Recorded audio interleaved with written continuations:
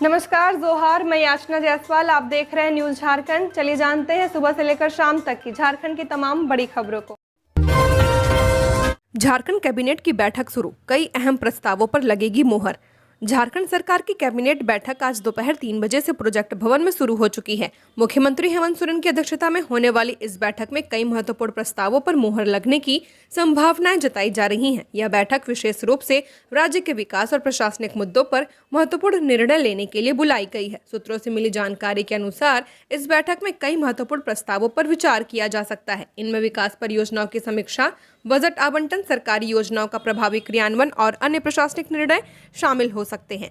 Cabinet की बैठक समाप्त होने के बाद लिए गए निर्णयों की जानकारी एक प्रेस कॉन्फ्रेंस के जरिए साझा की जाएगी। इससे जनता को राज्य की चल रही योजनाओं और उनके क्रियान्वयन के बारे में सूचना मिलेगी। झारखंड सरकार का बड़ा कदम, झारखंड में ट्रांसजेंडरों के लिए अब हर मेडिकल कॉलेज और सदर अस्पताल में स्पेशल क्लिनिक। झारखंड सरकार ने राज्य के ट्रांसजेंडर समुदाय के लिए एक ऐतिहासिक कदम उठाते हुए घोषणा की है कि अब राज्य के सभी मेडिकल कॉलेजों और सदर अस्पतालों में ट्रांसजेंडर हेल्थ क्लिनिक खोले जाएंगे। इन क्लिनिकों के माध्यमों से राज्य के 14,732 ट्रांसजेंडरों को समर्पित स्वास्थ्य सेवाएं प्रदान की जाएंगी। राज्य सरकार के आदेश में कहा गया कि प्रत्येक जिला अस्पताल और मेडिकल कॉलेज में ट्रांसजेंडरों के लिए अलग पंजीकरण काउंटर, जांच सुविधा और परामर्श कक्ष की व्यवस्था की जाएगी। साथ ही डॉक्टरों और स्वास्थ्य कर्मियों को इस समुदाय के प्रति संवेदनशील बनाने के लिए विशेष प्रशिक्षण दिया जाएगा। स्वास्थ्य विभाग के अवर सचिव धीरंजन प्रसाद शर्मा ने सभी सरकारी मेडिकल कॉलेजों एवं जिलों के सिविल सर्जनों को पत्र भेजकर निर्देश दिया है कि यह व्यवस्था जल्द शुरू की जाए। उन्होंने कहा कि सरकार ट्रांसजेंडर समुदाय तक स्वास्थ्य सेवाएं समान रूप से पहुंचाने के लिए पूरी तरह प्रतिबद्ध है। यह निर्णय सामाजिक संस्था पीपल फॉर चेंज की एक लंबी पहल का परिणाम है। संस्था के ट्रस्टी सौविक साहा ने जनवरी में इस अभियान की शुरुआत की थी, जिसका उद्देश्य ट्रांसजेंडरों को मुख्यधारा की स्वास्थ्य सेवाओं से जोड़ना था। घाटशिला विधानसभा उपचुनाव, कोऑपरेटिव कॉलेज में 14 नवंबर को 15 टेबल पर 20 राउंड में होगी मतगणना। घाटशिला विधानसभा उपचुनाव 2025 की मतगणना की तैयारियां अंतिम चरण में है। जिला निर्वाचन पदाधिकारी कर्ण सत्यार्थी ने महिला विश्वविद्यालय जमशेदपुर में संचालित मतगणना दलों के प्रशिक्षण सत्र को संबोधित किया। मतगणना कार्य 14 नवंबर को होगा। कुल 15 टेबल पर 20 राउंड में मतगणना की जाएगी। प्रत्येक मतगणना टेबल पर एक मतगणना पर्यवेक्षक, एक मतगणना सहायक और एक माइक्रो ऑब्जर्वर की नियुक्ति की गई है। प्रशिक्षण कार्यक्रम में मतगणना पर्यवेक्षकों को ईवीएम की सील की जांच, काउंटिंग प्रक्रिया की निगरानी और परिणाम पत्रक के बारे में जानकारी दी गई है। मतगणना सहायक को नियंत्रण इकाई से परिणाम पढ़ने, डेटा दर्ज करने और फॉर्म भरने का कार्य तथा माइक्रो ऑब्जर्वर को निर्वाचन आयोग के निर्देशानुसार पारदर्शिता एवं निष्पक्षता सुनिश्चित करने हेतु प्रत्येक राउंड में कड़ी निगरानी रखने के संबंध में दिशा निर्देश दिया गया है। सहायक रिटर्निंग ऑफिसर प्रत्येक हॉल में समग्र समन्वयक की भूमिका निभाएंगे और किसी भी तकनीकी या प्रक्रिया संबंधी समस्या का समाधान करेंगे। मतगणना के दौरान वीवीपैट पर्चियों की गणना भी निर्वाचन आयोग के निर्देशानुसार की जाएगी। आकलन परीक्षा को झारखंड टेट के समकक्ष मानने की तैयारी, 45,000 सहायक अध्यापक होंगे लाभान्वित। झारखंड के पारा शिक्षकों के लिए राहत भरी खबर है। राज्य में आकलन परीक्षा में सफल पारा शिक्षकों को जेटेट के समकक्ष मानने की दिशा में राज्य सरकार ने पहल शुरू कर दी है। शिक्षा परियोजना परिषद ने इस संबंध में विधि विभाग या उच्च स्तरीय परामर्श लेने की प्रक्रिया शुरू करने का निर्णय लिया है। यह कदम लगभग 45,000 आकलन परीक्षा सफल पारा शिक्षकों के लिए एक बड़ी राहत साबित हो सकता है। हाल ही में शिक्षा परियोजना परिषद के अधिकारियों और आकलन परीक्षा में सफल शिक्षकों के प्रतिनिधियों के बीच बैठक हुई थी। बैठक में यह प्रस्ताव रखा गया कि झारखंड एकेडमिक काउंसिल द्वारा आयोजित आकलन परीक्षा को राष्ट्रीय अध्यापक शिक्षा परिषद के मानकों के अनुरूप माना जा सकता है या नहीं, इसके लिए विधिक राय ली जाएगी। यदि आकलन परीक्षा को जेटेट के समक्ष मान्यता मिलती है तो इससे पारा शिक्षकों को कई लाभ मिलेंगे। इन्हें प्राथमिक और मध्य विद्यालयों में होने वाली शिक्षक नियुक्ति में शामिल होने की पात्रता मिल जाएगी। साथ ही उन्हें जेटेट पास शिक्षकों के समान मानदेय मिलने का मार्ग भी खुल जाएगा। रांची में 2 दिन में 2.5 डिग्री गिरा पारा। गुमला में पारा 8.5 डिग्री पर पहुंचा। उत्तर पश्चिमी हवाओं ने बढ़ाई सर्दी। झारखंड में अब ठंड ने पूरी तरह दस्तक दी दी है। मौसम विभाग के अनुसार उत्तर पश्चिमी और उत्तर पूर्वी हिस्से से ठंडी हवाएं राज्य में प्रवेश कर चुकी हैं, जिसके असर से तापमान में तेजी से गिरावट दर्ज की जा रही है। राजधानी रांची में पिछले 24 घंटे में न्यूनतम तापमान में 2.5 डिग्री सेल्सियस और अधिकतम तापमान में 2.1 डिग्री की कमी आ रही है। मंगलवार को रांची का अधिकतम तापमान 25.8 डिग्री और न्यूनतम 11.8 डिग्री सेल्सियस दर्ज किया गया है। तापमान में आई इस गिरावट के कारण सुबह और शाम के समय लोगों को ठंड का एहसास होने लगा है। मौसम केंद्र रांची का कहना है कि आने वाले 2 से 3 दिनों में तापमान में 3 से 4 डिग्री तक की गिरावट आ सकती है। राज्य के अन्य हिस्सों में भी ठंड का असर बढ़ने लगा है। मेदिनीनगर में न्यूनतम तापमान 10.2 डिग्री सेल्सियस दर्ज किया गया, जो सामान्य से करीब 5.8 डिग्री कम है। वहीं अधिकतम तापमान 29.1 डिग्री रहा। जमशेदपुर में भी पिछले 24 घंटे में तापमान में गिरावट देखी गई है। यहाँ अधिकतम तापमान 31.8 डिग्री और न्यूनतम तापमान 16.1 डिग्री सेल्सियस दर्ज किया गया है। मौसम वैज्ञानिकों के अनुसार अब सुबह में कोहरा और धुंध छाने की संभावना है, जिससे दृश्यता पर भी असर पड़ सकता है। राजधानी रांची में नवंबर के पहले हफ्ते में जहां लोग बिना स्वेटर के घूमते नजर आ रहे थे, वहीं दूसरे सप्ताह में मौसम ने करवट ले ली है। केवल 2-4 दिनों में न्यूनतम तापमान में 5 से 6 डिग्री तक की गिरावट दर्ज की गई है। अचानक आई ठंड ने लोगों को चौंका दिया है। कई लोग सर्दी, जुकाम और बुखार जैसी हल्की बीमारियों की शिकायत करने लगे हैं। सुबह की सैर पर जाने वालों ने अब गर्म कपड़े पहनने शुरू कर दिए हैं। रिम्स शासी परिषद की 63वीं बैठक शुरू। स्वास्थ्य मंत्री इरफान अंसारी की अध्यक्षता में हो रही बैठक। रिम्स शासी परिषद की 63वीं बैठक आज स्वास्थ्य मंत्री डॉक्टर इरफान अंसारी की अध्यक्षता में शुरू हो गई है। बैठक में रिम्स डायरेक्टर डॉक्टर राजकुमार, अधीक्षक डॉक्टर हिरेंद्र बिरुआ समेत अन्य वरिष्ठ अधिकारी मौजूद है। बैठक में करीब 1 दर्जन एजेंडों पर चर्चा की जा रही है। इसमें मुख्य रूप से डॉक्टरों की बहाली, नई मशीनों की खरीदारी और स्वास्थ्य सेवाओं के विस्तार पर ध्यान दिया जाएगा। इसके अलावा नए क्षेत्रीय नेत्र संस्थान के उद्घाटन को लेकर भी विचार विमर्श होगा। आदिवासी छात्र संघ ने डीएसपीएमयू में ई कल्याण छात्रवृत्ति के लिए चलाया हस्ताक्षर अभियान। आदिवासी छात्र संघ ने डॉक्टर श्यामा प्रसाद मुखर्जी विश्वविद्यालय में ई कल्याण छात्रवृत्ति के लिए हस्ताक्षर अभियान चलाया है। इस अभियान का नेतृत्व एससीएम यूनिट अध्यक्ष विवेक तिर्की ने किया है। अभियान में 1500 से ज्यादा छात्रों ने भाग लिया है और अपने हस्ताक्षर सौंपकर सरकार और कल्याण विभाग से छात्रवृत्ति की राशि जल्द जारी करने की मांग की है। छात्र संघ का कहना है कि 2023-24 और 2024-25 सत्र की ई कल्याण छात्रवृत्ति अब तक छात्रों को नहीं मिली है। इसके कारण कई छात्रों को काफी परेशानी हो रही है। लंबे समय से छात्रवृत्ति नहीं मिलने से छात्रों को फीस जमा करने, परीक्षा फॉर्म भरने और हॉस्टल शुल्क देने में मुश्किलों का सामना करना पड़ रहा है। एसीएम अध्यक्ष विवेक तिर्की ने कहा कि गरीब और आदिवासी छात्र अपनी पढ़ाई के लिए पूरी तरह से छात्रवृत्ति पर ही निर्भर रहते हैं। उन्होंने चेतावनी दी कि यदि सरकार ने शीघ्र राहत नहीं दी तो आदिवासी छात्र संघ राज्य स्तर पर बड़े आंदोलन के लिए तैयार है। उन्होंने यह भी बताया कि आने वाले दिनों में विश्वविद्यालय प्रशासन और कल्याण मंत्री को ज्ञापन सौंपा जाएगा और पूरे झारखंड में छात्र आंदोलन की रणनीति बनाई जाएगी। अभिनेता धर्मेंद्र की तबीयत स्थिर, परिवार ने कहा रिकवर कर रहे हैं, झूठी खबरें न फैलाएं। बॉलीवुड के दिग्गज अभिनेता धर्मेंद्र की तबीयत अब स्थिर है और वे धीरे धीरे रिकवरी कर रहे हैं। उन्हें कुछ दिनों पहले मुंबई के ब्रिच कैंडी अस्पताल में ऑब्जर्वेशन के लिए भर्ती कराया गया था। सोमवार को सोशल मीडिया पर अचानक उनकी मौत की झूठी खबरें तेजी से वायरल होने लगी थी। इस पर परिवार ने नाराजगी जताते हुए ऐसी अफवाहें न फैलाने की अपील की। धर्मेंद्र की बेटी ईशा देओल ने इंस्टाग्राम पर लिखा, पापा की हालत स्थिर है और वे रिकवर कर रहे हैं, कृपया अफवाह पर ध्यान न दें। हम सभी से प्रार्थना और प्राइवेसी की अपील करते हैं। वहीं धर्मेंद्र की पत्नी और सांसद हेमा मालिनी ने ट्विटर पर लिखा, कृपया झूठी खबरें न फैलाएं, धर्मेंद्र जी रिकवर कर रहे हैं और डॉक्टर्स की निगरानी में है। खबरों के मुताबिक धर्मेंद्र के बेटे सनी देओल और बॉबी देओल भी लगातार अस्पताल में मौजूद हैं और पिता के स्वास्थ्य पर नजर रखे हुए हैं। परिवार के बयान के बाद अब यह साफ है कि धर्मेंद्र की तबीयत में सुधार हो रहा है और वे जल्द ही घर लौट सकते हैं। झारखंड में पालतू कुत्ता पंजीकरण होगा अनिवार्य, क्या है वजह? झारखंड के शहरी क्षेत्र में रहने वाले लोगों को अब अपने पालतू कुत्ते और बिल्ली का पंजीकरण कराना जरूरी होगा। सुप्रीम कोर्ट के स्वतः संज्ञान मामले में दिए गए आदेश के बाद शहरी निकायों ने आम सूचना जारी कर लोगों को दिशा निर्देशों का पालन करने को कहा है। इन पशुओं को पालने वालों को नगर निकायों में जाकर पंजीकरण की प्रक्रिया पूरी करनी होगी। नगर विकास विभाग के निर्देश के बाद गढ़वा नगर परिषद ने लोगों के लिए आम सूचना जारी कर दी है। राज्य के अन्य निकायों में भी सूचना जारी करने की तैयारी पूरी कर ली गई है। नगर निकायों ने निर्देश दिया कि जो लोग पंजीकरण नहीं कराएंगे उन पर झारखंड नगरपालिका अधिनियम 2011 के तहत कार्रवाई की जाएगी। आम नागरिकों के लिए पंजीकरण शुल्क 100 रुपए एवं व्यावसायिकों और प्रजनन के लिए 1000 रुपए निर्धारित है। पंजीकरण कराने के समय मालिकों को अपना पहचान पत्र, टीकाकरण प्रमाण पत्र, जीव का फोटो लाना होगा। बता दें कि उच्चतम न्यायालय ने देश में बढ़ रही आवारा कुत्तों द्वारा बच्चों और बड़ों को काटे जाने की घटनाओं में वृद्धि को खतरनाक बताया है। उच्चतम न्यायालय ने इस पर अपनी चिंता जताते हुए राज्यों को आदेश दिया कि सभी संस्थागत स्थलों से आवारा कुत्तों को तुरंत हटाया जाए। अदालत ने आदेश दिया कि सभी राज्यों के मुख्य सचिव न्यायालय को अनुपालन की रिपोर्ट देंगे। झारखंड पर मंडरा रहा बिजली आपूर्ति का खतरा। डीवीसी बोकारो थर्मल की 500 मेगावाट यूनिट बंद।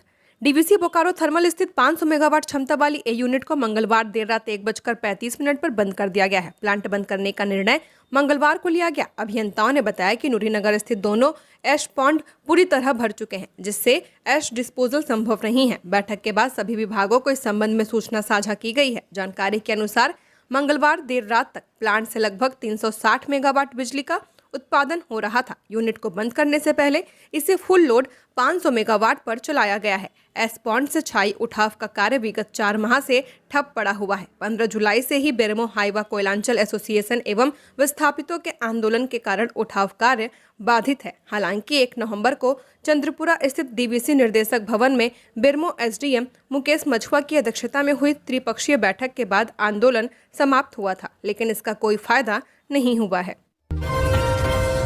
झारखंड में निजी शिक्षण संस्थानों की फीस पर लगेगी लगाम, राज्यपाल ने विधेयक को दी मंजूरी। झारखंड के राज्यपाल संतोष कुमार गंगवार ने झारखंड विधानसभा द्वारा पारित झारखंड व्यावसायिक शिक्षण संस्थान शुल्क विनियम विधेयक 2025 को स्वीकृति दे दी है। यह विधेयक मानसून सत्र में पारित होकर राज्यपाल की मंजूरी के लिए भेजा गया था। अब विधि विभाग द्वारा अधिनियम के रूप में अधिसूचना जारी होने के साथ ही यह कानून लागू हो जाएगा। इस अधिनियम के लागू होने के बाद राज्य के निजी व्यावसायिक शिक्षण संस्थानों जैसी इंजीनियरिंग और प्रबंधन कॉलेज की मनमानी फीस पर रोक लगेगी। अब इन संस्थानों के शुल्क का निर्धारण राज्य सरकार द्वारा वहां की आधारभूत संरचना, शिक्षकों की संख्या और सुविधाओं के आधार पर किया जाएगा। विधेयक का मुख्य उद्देश्य निजी शिक्षण संस्थानों में मनमानी फीस वसूली पर अंकुश लगाना और छात्रों व अभिभावकों को राहत देना है। सरकार को इस संबंध में लगातार शिकायतें मिल रही थी कि निजी संस्थान अनुचित रूप से अधिक शुल्क ले रहे हैं। झारखंड हाईकोर्ट ने चुटिया में बुनियादी सुविधाओं के अभाव पर लिया स्वतः संज्ञान, रांची नगर निगम से मांगा जवाब। झारखंड हाईकोर्ट ने रांची के वार्ड 14 अपर चुटिया में बुनियादी सुविधाओं की गंभीर स्थिति को लेकर स्वतः संज्ञान लिया है। कोर्ट ने रांची नगर निगम से इस संबंध में जवाब मांगा है और नगर निगम को तत्काल कदम उठाने के निर्देश दिए हैं। इस पर सुनवाई 13 नवंबर को होगी। जानकारी के अनुसार वार्ड 14 के घनी आबादी वाले क्षेत्र में सफाई, पानी निकासी व्यवस्था और उचित सड़कों जैसी बुनियादी सुविधाओं का अभाव है। सड़कों की हालत बेहद जर्जर है और कई जगह गड्ढे बने हुए हैं, नालियां खुली हुई हैं जिनमें गंदा पानी बहता है और यह सीधे सड़कों तक पहुंचता है। सड़क किनारे बिजली के खंभों के कारण भी दुर्घटनाएं होती रहती हैं। अब तक इस क्षेत्र में हुई दुर्घटनाओं में 3 लोगों की मौत हो चुकी है। हाईकोर्ट ने मामले की गंभीरता को देखते हुए रांची नगर निगम को निर्देश दिया कि वे तत्काल प्रभाव से इस समस्याओं को दूर करने के लिए ठोस कदम उठाएं। अवैध बालू कारोबार पर संयुक्त कार्रवाई, 6 हाईवा वाहन जब्त। खुंटी के जरियागढ़ क्षेत्र में अवैध बालू कारोबार के खिलाफ वन विभाग और थाना पुलिस की संयुक्त कार्रवाई में बड़ी सफलता मिली है। टीम ने बक्सपुर के पास से अवैध रूप से बालू लदे 6 हाईवा वाहनों को जब्त किया है। सभी वाहनों को थाना परिसर में लाकर आगे की कानूनी प्रक्रिया शुरू कर दी गई है। जानकारी के अनुसार जरियागढ़ इलाका लंबे समय से अवैध बालू खनन और परिवहन का केंद्र बना हुआ है। स्थानीय ग्रामीणों ने कई बार इस धंधे का विरोध किया, लेकिन कुछ ग्रामीणों की संलिप्तता भी इस अवैध कारोबार में बताई जाती है। मंगलवार देर रात कुछ ग्रामीणों ने अवैध बालू लदे वाहनों को रोकने का प्रयास किया, जिसके बाद वन विभाग और थाना पुलिस ने संयुक्त रूप से छापेमारी की। कार्रवाई के दौरान कई अन्य हाईवा चालक बालू लदी या खाली गाड़ियों के साथ भागने में सफल रहे। स्थानीय लोगों का कहना है कि कार्रवाई सराहनीय है, लेकिन जरियागढ़ क्षेत्र में अवैध बालू कारोबार अब भी पूरी तरह थमा नहीं है। ग्रामीणों ने ऐसी कार्रवाई नियमित रूप से जारी रखने की मांग की है ताकि इस अवैध कारोबार पर पूरी तरह अंकुश लगाया जा सके। झामुमो ने कहा, घाटशिला में हेमंत सरकार की नीतियों पर लगी मुहर, भाजपा का दावा परिणाम चौंकाने वाला होगा। घाटशिला उपचुनाव के लिए मतदान खत्म होने के बाद कई दलों के दावे प्रतिदावे चर्चा में हैं। जनता ने अपना फैसला दे दिया है। प्रत्याशियों की किस्मत ईवीएम में सील हो चुकी है। तब तक ज्यादातर राजनीतिक दल परिणाम अपने पक्ष में आने का दावा कर रहे हैं। झारखंड मुक्ति मोर्चा के महासचिव सह प्रवक्ता विनोद पांडे ने घाटशिला में पार्टी प्रत्याशी की शानदार जीत का दावा किया है। कहा है कि घाटशिला की जनता ने झूठे वादों, सांप्रदायिक राजनीति और भ्रम फैलाने वालों को नकारते हुए विकास, जनविश्वास और हेमंत सरकार की नीतियों पर मुहर लगाई है। भाजपा को अब यह स्वीकार करना चाहिए कि झारखंड में लोगों ने 25 साल के अनुभव से सीखा है कि विकास की राजनीति झामुमो करती है और भ्रम की राजनीति भाजपा। हेमंत सरकार ने घाटशिला और आसपास के इलाकों में सड़क, शिक्षा, स्वास्थ्य, सिंचाई और आदिवासी युवाओं के रोजगार पर ऐतिहासिक कार्य किए हैं। इन्हीं कार्यों के आधार पर झामुमो प्रत्याशी सोमेश चंद्र सोरेन भारी बहुमत से जीतने जा रहे हैं। भाजपा नेताओं द्वारा चुनाव प्रक्रिया और कार्यकर्ताओं पर लगाए गए आरोपों को खारिज करते हुए पांडे ने कहा कि भाजपा को अब हार का ठिकरा दूसरों पर फोड़ने की आदत हो गई है। वहीं भारतीय जनता पार्टी के प्रदेश अध्यक्ष एवं नेता प्रतिपक्ष बाबूलाल मरांडी ने मंगलवार को प्रदेश कार्यालय में प्रेस वार्ता कर कहा कि घाटशिला में भारतीय जनता पार्टी के उम्मीदवार बड़ी जीत की ओर अग्रसर हैं। उन्होंने चुनाव आयोग का साधुवाद किया कि उनकी देखरेख में चुनाव शांतिपूर्वक हुआ। झारखंड बना टॉप अचीवर, बिजनेस रिफॉर्म्स में देश भर में किया नाम। झारखंड को भारत सरकार के उद्योग एवं आंतरिक व्यापार संवर्धन विभाग के बिजनेस रिफॉर्म एक्शन प्लान सर्वे 2024 में टॉप अचीवर का सम्मान मिला है। यह पुरस्कार झारखंड को केंद्रीय मंत्री पीयूष गोयल द्वारा प्रदान किया गया। राज्य को यह उपलब्धि business entry, construction permit enablers, labour regulation enablers और सर्विस सेक्टर में उत्कृष्ट प्रदर्शन के लिए दी गई है। मुख्यमंत्री हेमंत सोरेन के गतिशील और दूरदर्शी नेतृत्व में झारखंड ने पारदर्शिता, निवेशकों की सुविधा और रिफॉर्म्स पर लगातार केंद्रित ध्यान रखा है। यही वजह है कि आज झारखंड भारत के सबसे बिजनेस फ्रेंडली डेस्टिनेशन में शुमार हो चुका है। यह सम्मान न सिर्फ राज्य की प्रशासनिक दक्षता को दर्शाता है, बल्कि यह भी साबित करता है कि झारखंड निवेश और औद्योगिक विकास की नई ऊंचाइयों की ओर तेजी से अग्रसर है। सोना 767 रुपए गिरकर 1,23,000 प्रति 10 ग्राम पर आया। चांदी 286 रुपए बढ़कर 1,55,000 रुपए किलो हुई। सोने के दाम में आज यानी 12 नवंबर को गिरावट है। India Boolean and jewellers association के अनुसार 10 ग्राम सोना 767 रुपए गिरकर 1,23,362 रुपए पर आ चुका है। इससे पहले सोने की कीमत 1,24,129 रुपए प्रति 10 ग्राम थी। वहीं चांदी 286 रुपए बढ़कर 1,55,046 रुपए प्रति किलोग्राम पहुंच गई है। इससे पहले इसकी कीमत 1,54,760 रुपए प्रति किलोग्राम थी। 17 अक्टूबर को सोने ने 1,30,874 रुपए और 14 अक्टूबर को चांदी ने 1,78,100 रुपए का ऑल टाइम हाई रिकॉर्ड बनाया था। झारखंड पर्यटन व ऊर्जा निगम से 109 करोड़ की अवैध निकासी, कोलकाता से 2 गिरफ्तार। झारखंड के पर्यटन विकास निगम और ऊर्जा निगम के खाते से 109 करोड़ रुपए की अवैध निकासी के मामले में सीआईडी की एसआईटी ने बड़ी कार्रवाई करते हुए कोलकाता से 2 आरोपियों को गिरफ्तार किया है। आतंकवाद निरोधक दस्ता के एसपी ऋषभ कुमार झा के नेतृत्व में गठित एसआईटी ने पश्चिम बंगाल के 24 परगना जिले के रहने वाले कुशल बनर्जी और अरुण पांडे को गिरफ्तार किया है। दोनों आरोपियों को रांची लाकर पूछताछ के बाद होटवार स्थित बिरसा मुंडा केंद्रीय कारा में भेज दिया गया है। पूछताछ में दोनों ने स्वीकार किया कि इस फर्जी निकासी कांड में कोलकाता के 7 लोग शामिल हैं। दोनों ने इस मामले के किंगपिन का भी नाम बताया है, जिसकी तलाश एसआईटी कर रही है।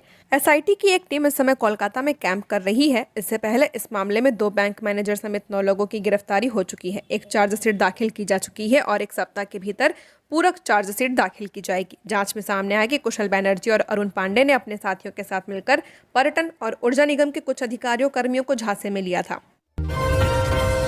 प्लेसमेंट एजेंसी के 3 निर्देशक एसीबी रिमांड पर, फर्जी बैंक गारंटी से करोड़ों की हेराफेरी का आरोप।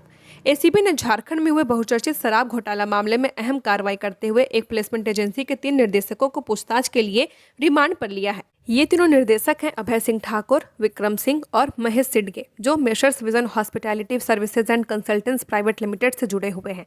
एसीबी ने इन्हें पिछले महीने अहमदाबाद से गिरफ्तार किया था और ट्रांजिट रिमांड पर रांची लाया गया था। इसके बाद इन्हें कोर्ट में पेश करने के बाद न्यायिक हिरासत में भेज दिया गया है। अब एसीबी ने इनसे और गहराई से पूछताछ के लिए रिमांड हासिल किया है। एसीबी की जांच में सामने आया था कि कंपनी ने फर्जी बैंक गारंटी के जरिए सरकारी ठेका हासिल किया। प्राथमिकी के अनुसार कंपनी ने 27 अगस्त 2023 को अपने प्रतिनिधि नीरज कुमार के हस्ताक्षर से 5 करोड़ 35 लाख की बैंक गारंटी जमा कराई थी। बाद में 28 दिसंबर 2023 को कंपनी के निर्देशक महेश सिडगे के हस्ताक्षर से दूसरी बैंक गारंटी दी गई, यह कहते हुए कि कंपनी में आंतरिक बदलाव हुआ है।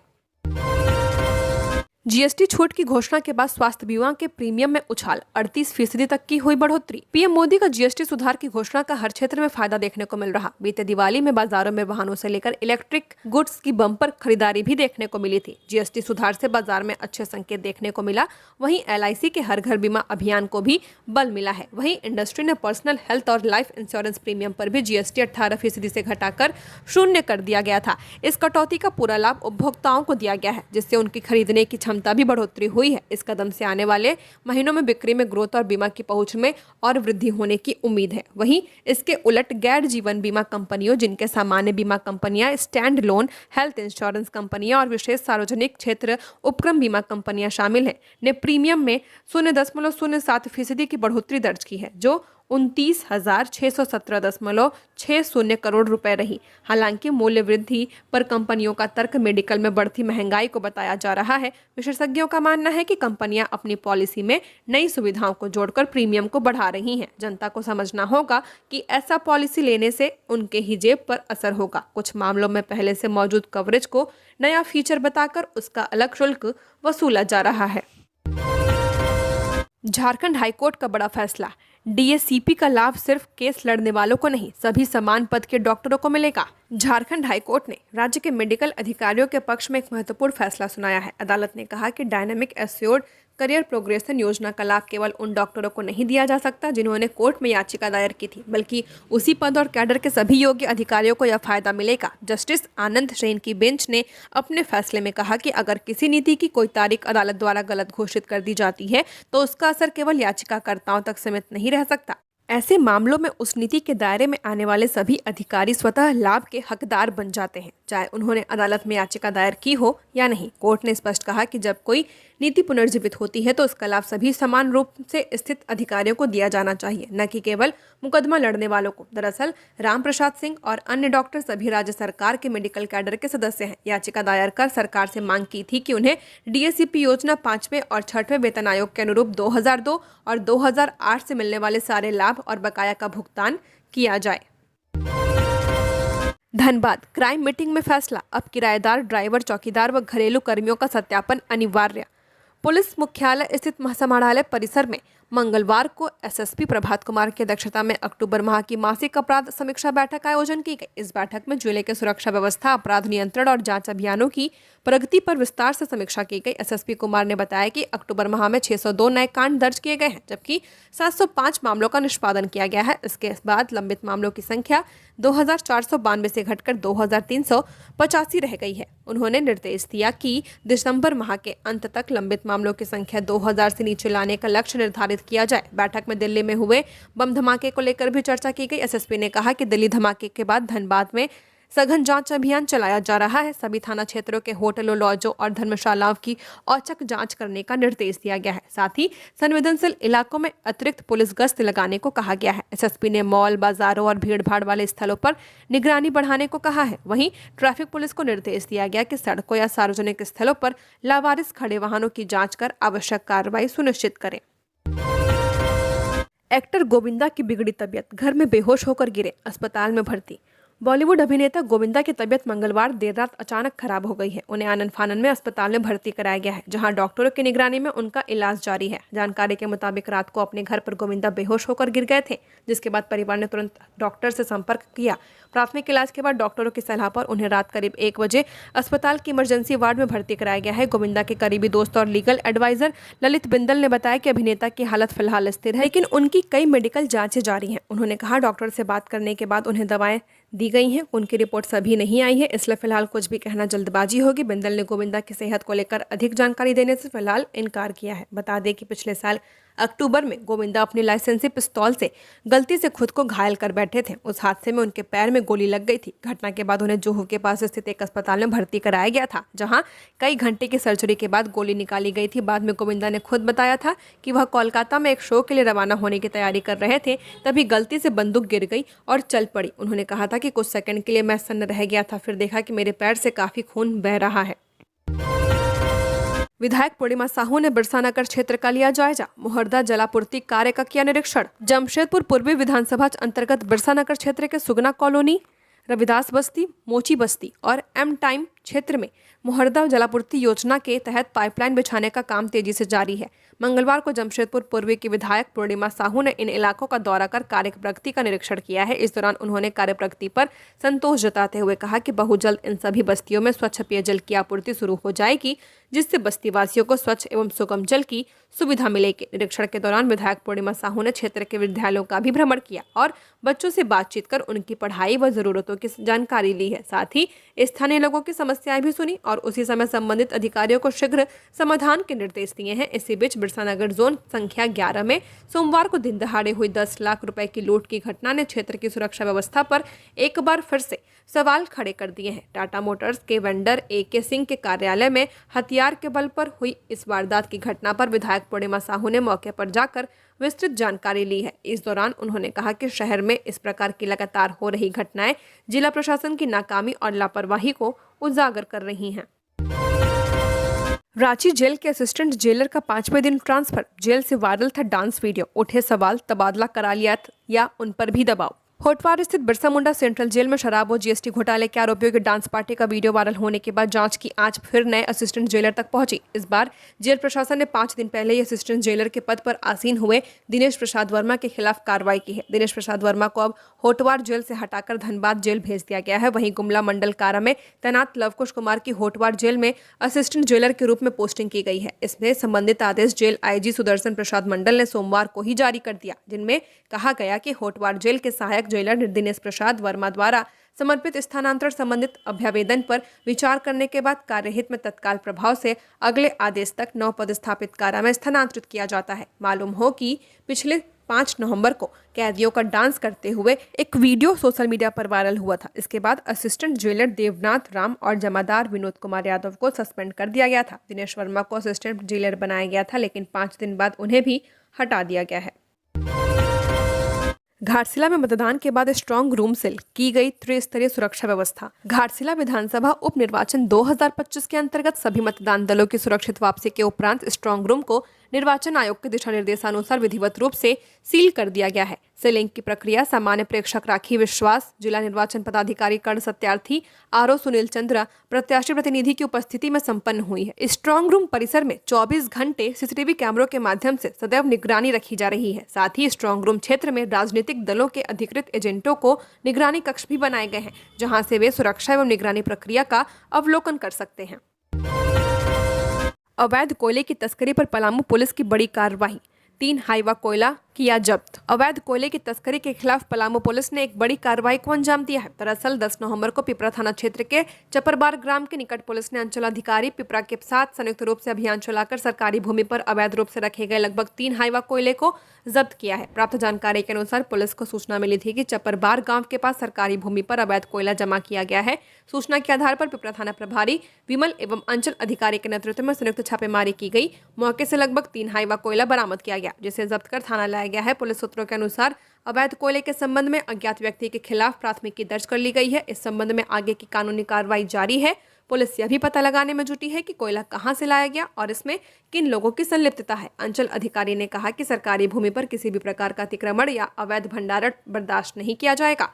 वहीं थाना प्रभारी ने बताया कि क्षेत्र में इस तरह की अवैध गतिविधियों पर निगरानी बढ़ा दी गई है। झारखंड की और खबरों के लिए बने रहिए हमारे साथ। हमारे चैनल न्यूज़ झारखंड पर चैनल को सब्सक्राइब करें, साथ बेल आइकन को प्रेस करें। नमस्कार।